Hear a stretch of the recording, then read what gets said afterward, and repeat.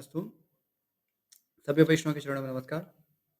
ओम अज्ञानतिमिरान्धस्य ज्ञानाञ्जनशलाकया चक्षुरुन्मीलितं येन तस्मै श्रीगुरवे नमः। श्रीचैतन्यमनोभीष्टं स्थापितं येन भूतले स्वयं रूपः कदा मह्यं ददाति स्वपदान्तिकं।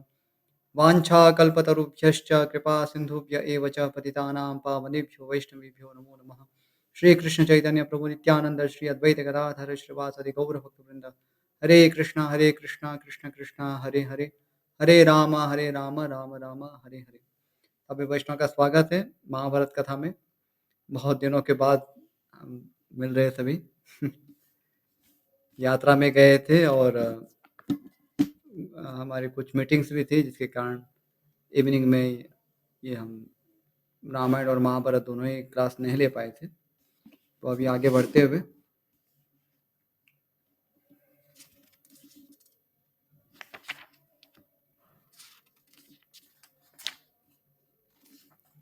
अ,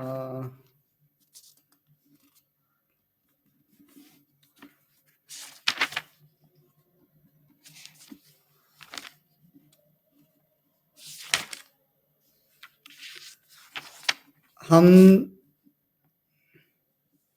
199 अध्याय पर थे।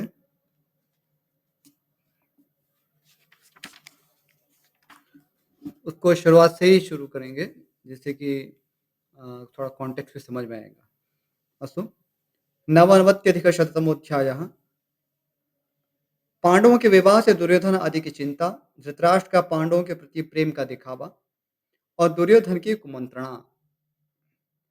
वैशंपायन पायन जी कहते हैं, जन्मेजय, तदनंतर सब राजाओं को अपने विश्वसनीय गुप्तचरों द्वारा यह यथार्थ समाचार मिल गया कि शुभ लक्षणा द्रौपदी का विवाह पांचों पांडवों के साथ हुआ है।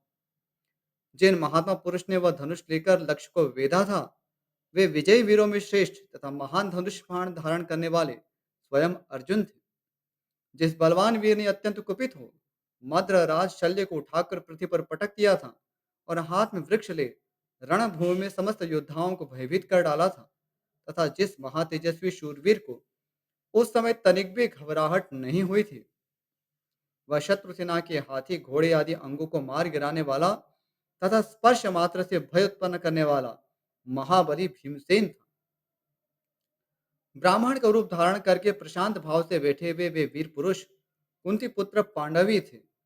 यह सुनकर वहां आए हुए राजाओं को बड़ा आश्चर्य हुआ। उन्होंने पहले सुन रखा था कि कुंती अपने पुत्रों सहित लाक्षागृह में जल गई। अब उन्हें जीवित सुनकर वे राजा लोग यह मानने लगे कि इन पांडवों का फिर नया जन्म सा हुआ है। पूर्वचन के किए हुए अत्यंत क्रूरतापूर्ण कर्म का स्मरण हो आने से उस समय सभी नरेश कुरुवंशी धृतराष्ट्र तथा भीष्म को धिक्कारने लगे। देखो ना, धर्मात्मा, सदाचारी तथा माता के प्रिय एवं हित में तत्पर रहने वाले कुंती कुमारों को भी यह धृतराष्ट्र नष्ट करना चाहता है। भला इससे बढ़कर निंदनीय कौन होगा। जन्मेजय, उधर स्वयंवर समाप्त होने पर धृतराष्ट्र के सभी पुत्र, जिन्हें कर्ण और शकुनों ने बिगाड़ रखा था, इस प्रकार सलाह करने लगे। अब शकुनी अपनी मंत्रणा या कुमंत्रणा देगा। शकुनी बोला, संसार में कोई शत्रु तो ऐसा होता है जिसे सब प्रकार से दुर्बल कर देना उचित है। दूसरा ऐसा होता है जिसे सदा पीड़ा दी जाए। परंतु कुंती के ये सभी पुत्र तो समस्त क्षत्रियों के लिए समूल नष्ट कर देने योग्य हैं। इनके विषय में मेरा यही मत है। यदि इस प्रकार पराजित होकर आप सब लोग इन पांडवों के विनाश की युक्ति निश्चित किए बिना ही चले जाएंगे, तो अवश्य यह भूल आप लोगों को सदा संतप्त करती रहेगी। पांडवों को जड़मूल सहित विनष्ट करने के लिए हमारे सामने यही उपयुक्त देश और काल उपस्थित है। यदि आप लोग ऐसा नहीं करेंगे तो संसार में उपहास के पात्र होंगे। ये पांडव जिस राजा के आश्रय में रहने की इच्छा रखते हैं, उस द्रुपद का बल और पराक्रम मेरी राय में बहुत थोड़ा है। जब तक वृष्णिवंश के श्रेष्ठ वीर यह नहीं जानते कि पांडव जीवित है, पुरुष सिंह चिदिराज प्रतापी शिशुपाल भी जब तक इस बात से अनभिज्ञ है, तभी तक पांडवों को मार डालना चाहिए। राजन, जब यह महात्मा राजा द्रुपद के साथ मिलकर एक हो जाएंगे, तब इन्हें परास्त करना अत्यंत कठिन हो जाएगा, इसमें संशय नहीं है। जब तक सब राजा ढीले पड़े हैं, तभी तक हमें पांडवों के वध के लिए पूरा प्रयत्न कर लेना चाहिए। विषधर सर्प के मुख सदृश भयंकर लाक्षागृह से तो वे बच ही गए हैं। यदि फिर यहाँ हमारे हाथ से छूट जाते हैं, तो उनसे हम लोगों को महान भय प्राप्त हो सकता है। यदि वे वृष्णिवंशी और चेदीवंशी वीर यहाँ आ जाएं और यहाँ के नागरिक भी अस्त्र शस्त्र लेकर खड़े हो जाएं, तो इनके बीच में खड़ा होना उतना ही कठिन होगा जितना आपस में लड़ते हुए दो विशाल मेढ़ों के बीच में ठहरना। तो यहाँ वृष्णिवंशी और चेदीवंशी वीरों के विषय में जो ऐसा कहा जा रहा है, इससे प्रतीत होता है कि ये एक बहुत ही बड़ा बल है इनके पास, और यदि ये दोनों मिल गए और हमारे साथ भिड़ गए, तो हमारी तो कोई गति नहीं होगी। जब तक हल धारण करने वाले बलराम जी के द्वारा संचालित बलवान योद्धाओं की सेनाएं स्वयं ही आकर कौरव सेना रूपी खेती पर टिड्डियों की भांति न टूट पड़े, तब तक हम सब लोग एक साथ आक्रमण करके इस नगर को नष्ट कर दे। नरश्रेष्ठ वीरों, मैं इस अवसर पर यही सर्वोत्तम कर्तव्य मानता हूँ। वैशंपायन पांडे कहते हैं, दुर्बुद्धि शकुनी का यह प्रस्ताव सुनकर सोमदत्त कुमार भूरिश्रवा ने यह उत्तम बात कही। तो यहाँ पर हम थे, तो भूरिश्रवा उन्हें मंत्रणा देते कि किस प्रकार के राज्य के अलग अलग अंग होते, उन सबके विषय में हमें चिंतन करना चाहिए, बला बल कर निर्णय करना चाहिए, उसके बाद ही आक्रमण का सोचना चाहिए। भूरिश्रवा आप कह रहे हैं, जिनका नाम सौमदत्ती है, सोमदत्त के पुत्र होने के कारण उन्हें सौमदत्ती भी कहा जाता है। वे कह रहे हैं, अपने पक्ष की और शत्रु पक्ष की भी सातों प्रकृतियों को ठीक ठीक जानकर ही देश और काल का ज्ञान रखते हुए छह प्रकार के गुणों का यथावसर प्रयोग करना चाहिए। तो वे सात प्रकृति क्या है, जो अपने पक्ष और शत्रु पक्ष दोनों के विषय में जानना जरूरी है। तो बताया जा रहा है, सात प्रकृति यानी राज्य के स्वामी, अमात्य, अमात्य यानी कि मंत्रीगण, सुहृद, कोश, राष्ट्र, दुर्ग और सेना। दुर्ग यानी कि किला। तो ये जो सात हैं, ये सात प्रकृति मानी गई है। तो अपने पक्ष की भी सात प्रकृति है और शत्रु पक्ष की भी सात प्रकृति है, दोनों के विषय में ज्ञान होना जरूरी है।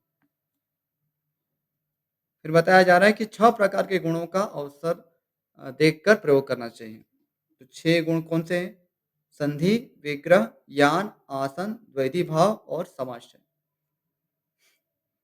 तो अभी ये समझाया जा रहा है, इसमें शत्रु से मेल रखना संधि, उसे लड़ाई छेड़ना विग्रह, आक्रमण करना यान, अवसर की प्रतीक्षा में बैठे रहना आसन, दुरंगी नीति बरतना द्वैधी भाव, और अपने से बलवान राजा की शरण लेना समाश्रय कहलाता है।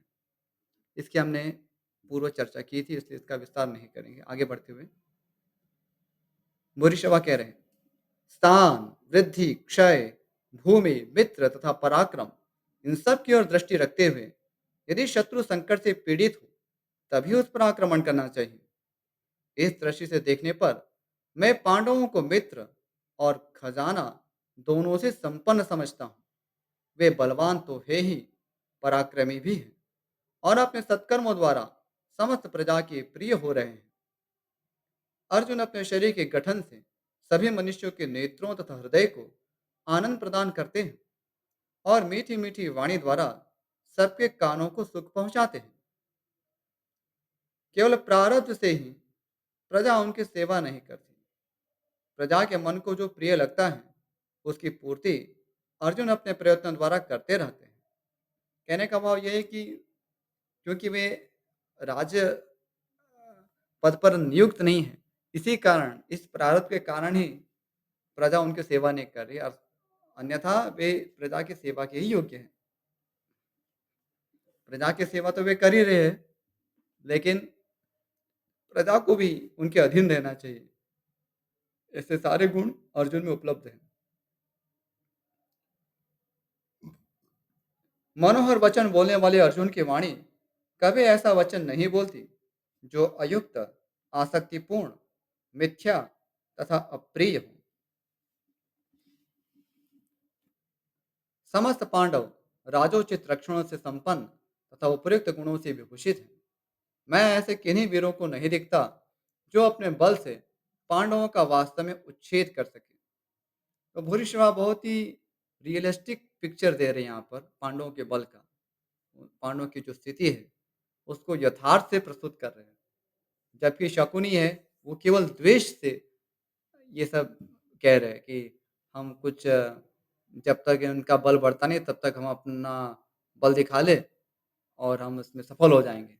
लेकिन भूरिश्रवा एक कुशल राजनीतिज्ञ हैं, तो वे यथार्थ से यहाँ वर्णन करें कि संभव नहीं है, जैसा शकुनी समझ रहे। आगे कह रहे हैं, उनकी प्रभाव शक्ति विपुल है, मंत्र शक्ति भी प्रचुर है तथा उत्साह शक्ति भी पांडवों में सबसे अधिक है। युधिष्ठिर इस बात को अच्छी तरह जानते हैं कि कब स्वाभाविक बल का प्रयोग करना चाहिए तथा कब मित्र और सैन्य बल का। राजा युधिष्ठिर साम दान भेद और दंड नीति के द्वारा ही यथा समय शत्रु को जीतने का प्रयत्न करते हैं, क्रोध के द्वारा नहीं। ऐसा मेरा विश्वास है। यहाँ साम दान भेद और दंड चार नीति बताई गई है अर्थशास्त्र में। साम यानी कि अ, समझाना, दान यानी कि कुछ उपहार भेंट इत्यादि देकर मनाना, भेद यानी कि अ, शत्रु पक्ष में ही अलग-अलग गुट उत्पन्न कर देना, मतभेद उत्पन्न कर देना और दंड यानी कि सीधा उनको दंडित करना युद्ध करके। तो चारे बस चारे चारों जो नीतियाँ हैं, उसका कब प्रयोग करना है, वे महाराज युधिष्ठिर अच्छी तरह जानते हैं और उसमें भी वे क्रोध से इसका प्रयोग नहीं करते। ये बहुत बड़ा गुण है। राजा के लिए तो ये एक आभूषण के समान है कि वो कभी भी क्रोधित होकर कोई निर्णय ना ले। क्योंकि यदि कुपित होके कोई निर्णय लेता है तो उसमें क्रोध का संचार होने से वो अधिक संभावना है कि वो विवेकहीन निर्णय होगा। इसलिए क्रोध के आवेश में कोई भी निर्णय नहीं लेना चाहिए और ये केवल राजा के लिए नहीं है, अपने व्यक्तिगत जीवन में भी हमें जब भी कोई निर्णय लेना है, कुछ सोचना है, कुछ बोलना है, कुछ करना है, हमें ये अपने आप को आश्वस्त कर लेना चाहिए कि हम क्रोध के वशीभूत नहीं हैं। यदि उस समय क्रोध आ रहा है, तो उस समय निर्णय लेने का समय नहीं है। उस समय केवल अपने आप को क्या कहेंगे सिकुड़ लेना चाहिए, नॉन रिएक्टिव होना चाहिए। उस समय कोई निर्णय नहीं लेना चाहिए, ना तो कुछ बोलना चाहिए। तो अ, तो जिनको कठिनाइयाँ होती हैं बहुत ज़्यादा जल्दी से वो उत्तेजित हो जाते हैं, कुपित हो जाते हैं। तो उनके लिए थोड़ा कृत्रिम रूप से ही सही, लेकिन ऐसा अभ्यास अभीष्ट है कि जब क्रोध आता है उस समय कोई निर्णय ना लें। बस आँखें बंद करके भगवत स्मरण करें और उस स्थान से चले जाएँ। 2 हाथ जोड़ के कि अब बाद में सोचते हैं इस पे। तो महाराज युधिष्ठिर और सभी पांडव वस्तुतः ये सब दुर्गुणों से मुक्त थे। आगे पांडुनंदन युधिष्ठिर प्रचुर धन देकर शत्रुओं को, मित्रों को तथा सेनाओं को भी खरीद लेते हैं और अपनी नींव को सुदृढ़ करके शत्रुओं का नाश करते हैं। मैं ऐसा मानता हूं कि इंद्र आदि देवता भी उन पांडवों का कुछ नहीं बिगाड़ सकते, जिनकी सहायता के लिए कृष्ण और बलराम दोनों सदा कमर कसे रहते हैं। यदि आप लोग मेरी बात को हितकर मानते हो, यदि मेरे मत के अनुकूल ही आप लोगों का मत हो, तो हम लोग पांडवों से मेल करके जैसे आए हैं वैसे ही लौट चले। तो बहुत ही अच्छी सलाह देते हैं बुरी, लेकिन जैसे कहते हैं ना विनाश काले विपरीत बुद्धि है। जिनका विनाश काल निकट आता है तो वे अच्छी सलाह नहीं ग्रहण कर पाते। वैसे यहाँ पर दुर्योधन और उनके पक्ष की स्थिति है, वे नहीं समझ पाएंगे। यह श्रेष्ठ नगर गोपुरों, ऊंची ऊंची अट्टालिकाओं तथा सैकड़ों उपतल्पों से सुरक्षित है। इसके चारों ओर जल से भरी खाई है। घास चारा, अनाज, ईंधन, रस, यंत्र, आयुध तथा औषध आदि के यहाँ बहुतायत है। बहुत से कपाट, द्रव्यागार और भूसा आदि से भी यह नगर भरपूर है। यहाँ बड़े भयंकर और ऊंचे विशाल चक्र हैं। बड़ी बड़ी अट्टालिकाओं की पंक्ति इस नगर को घेरे हुए है। इसके चार दीवारी और छज्जे सुदृढ़ हैं। शतघ्नि यानी कि तोप नामक अस्त्रों के समुदाय से यह नगरी घिरी हुई है। तो तोप कोई आधुनिक आविष्कार नहीं है, पहले भी तोपें हुआ करती थी। उसको शतघ्नि कहते हैं। इसके रक्षा के लिए तीन प्रकार का घेरा बना है। एक तो ईंटों का, दूसरा काठ का और तीसरा मानव सैनिकों का। चार दीवारी बनाने वाले वीरों ने यहाँ नरगर्भ की पूजा की है। इस प्रकार यह नगर श्वेत नरगर्भ से शोभित है। अनेक ताड़ के बराबर ऊंचे शाल वृक्षों की पंक्तियों द्वारा यह श्रेष्ठ नगरी सब ओर से घिरी हुई है। महामना राजा द्रुपद की सभी प्रजा और प्रकृतियां यानी कि मंत्री आदि उनमें अनुराग रखती है। बाहर और भीतर के सभी कर्मचारियों का दान और मान द्वारा सत्कार किया जाता है। भयानक पराक्रमी राजाओं द्वारा पांडवों को सब ओर से घिरा हुआ जानकर समस्त यदुवंशी वीर प्रचंड अस्त्र शस्त्र ले यहाँ उपस्थित हो जाएंगे। अतः हम धृतराष्ट्र पुत्र दुर्योधन की पांडवों के साथ संधि कराकर अपने राज्य में ही लौट चलें। यदि आप लोगों को मेरी बात पर विश्वास हो और मेरा यह मत सबको ठीक जचता हो, तो आप सब लोग इसे काम में लाएं। हमारा यही सर्वोत्तम कर्तव्य है और मैं इसी को राजाओं के लिए कल्याणकारी मानता हूँ।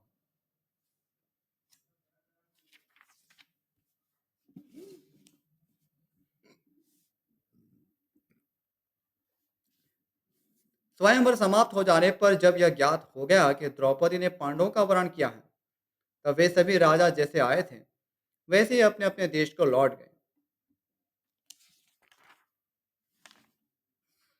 द्रुपद कुमारी कृष्णा ने श्वेत वाहन अर्जुन को जयमाला पहनाकर उनका वरण किया है। यह अपनी आंखों देखकर राजा दुर्योधन के मन में बड़ा दुख हुआ।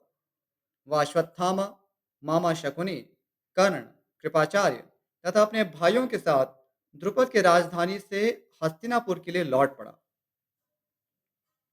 मार्ग में दुशासन ने लज्जित होकर दुर्योधन से धीरे धीरे इस प्रकार कहा, भाई जी, यदि अर्जुन ब्राह्मण के वेश में न होता तो वह कदापि द्रौपदी को न पा सकता था। राजन, वास्तव में किसी को यह पता ही नहीं चला कि वह अर्जुन है। मैं तो भाग्य को ही प्रबल मानता हूँ। पुरुष का प्रयत्न निरर्थक है। तात, हमारे पुरुषार्थ को धिक्कार है, जबकि पांडव अभी तक जी रहे हैं।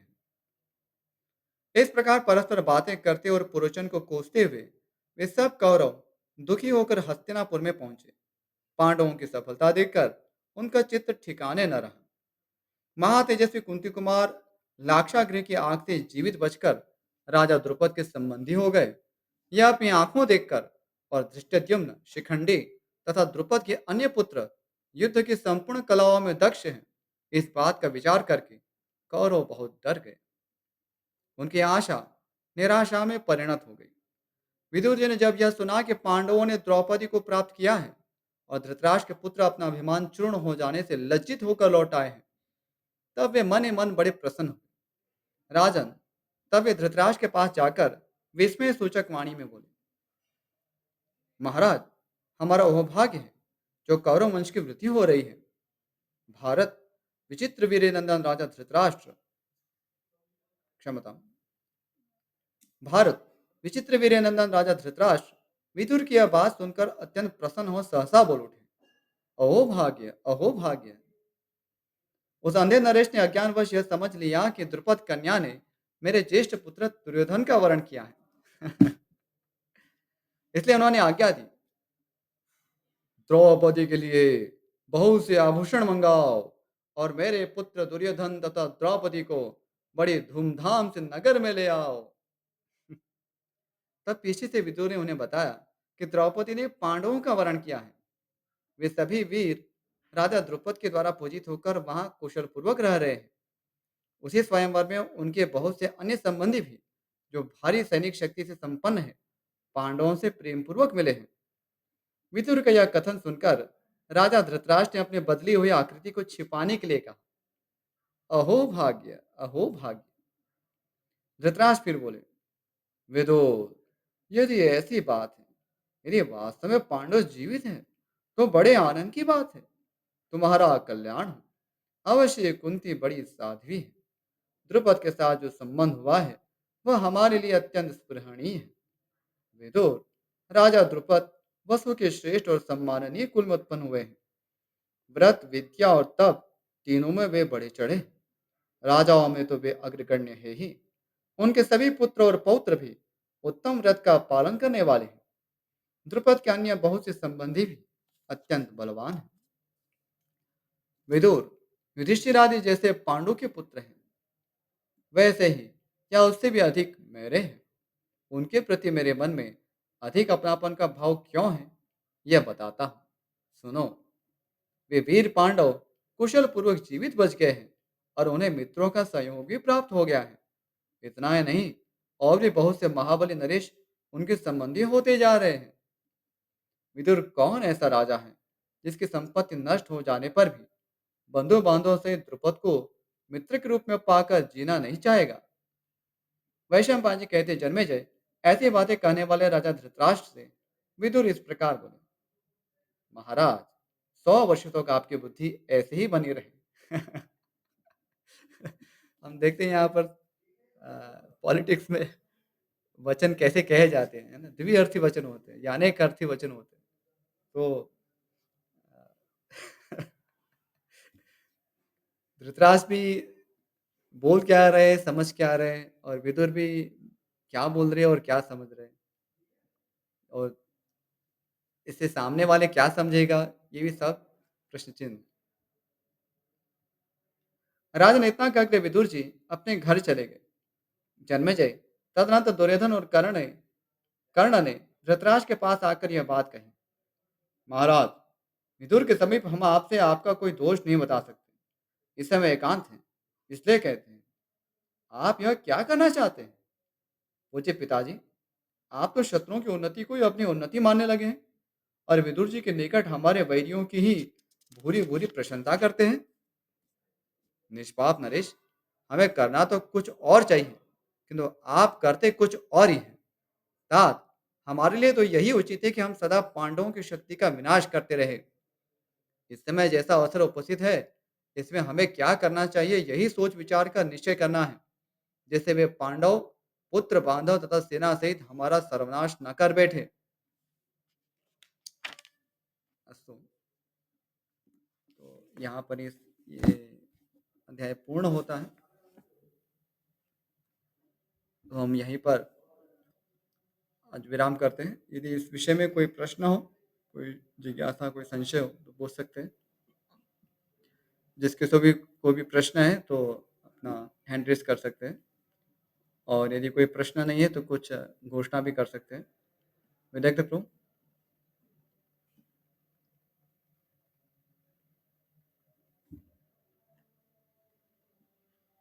विदाई प्रभु।